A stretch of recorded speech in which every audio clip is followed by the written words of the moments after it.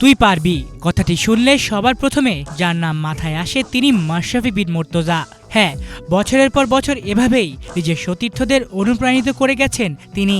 শুধু তার টিমমেটরাই না, বরং মাশরাফির নেতৃত্ব গুণ একটা সময় অনুপ্রাণিত করত গোটা জাতিকে। তবে 2018 সালের প্রশ্নবিদ্ধ নির্বাচনে আওয়ামী লীগের হয়ে নির্বাচন করার পর থেকে ধীরে ধীরে ভাটা পড়তে থাকে তার জনপ্রিয়তায়, যা ঘৃণায় পরিণত হয় জুলাই বিপ্লবের পর থেকে। কারণ দেশের চরম ক্রান্তি লগ্নেও নীরব দর্শকের ভূমিকা পালন করছিলেন তিনি।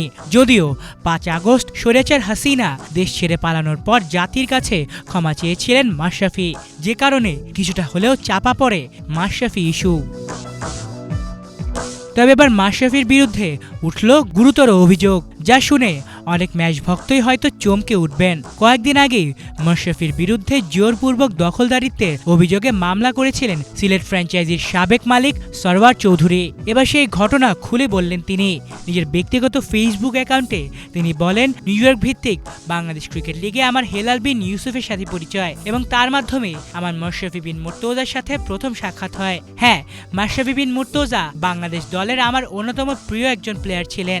আর সেই প্রিয় প্লেয়ার যখন নিজে আমাকে বিপিএল এর দল নেওয়ার আহ্বান করলেন, তখন আমি সানন্দে বিশ্বাসের সাথে তা গ্রহণ করলাম। কিন্তু তখনও আমি জানতাম না যে এক পর্যায়ে যে যাকে আমি এতটা পছন্দ করতাম সেই মাশরাফি বিন মুর্তজার রাজনৈতিক অফিসে তার এবং যার মাধ্যমে এখানে আসা সেই হেলাল বিন ইউসুফ শুভ্রর উপস্থিতিতে অবরুদ্ধ করে এবং অস্ত্র দেখিয়ে আমাকে হুমকি দেয়া হবে। আমি বিশ্বাস করতে পারছিলাম না যাকে এতটা ভালোবাসতাম সেই মানুষই এমনভাবে আমার বিরুদ্ধে দাঁড়াবে। এটা ছিল আমার জীবনের সবচেয়ে দুঃসহ অভিজ্ঞতা।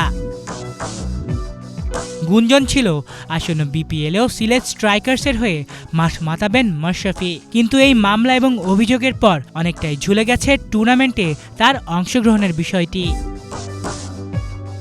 আলিফ Chowdhury, Bangla vision news desk.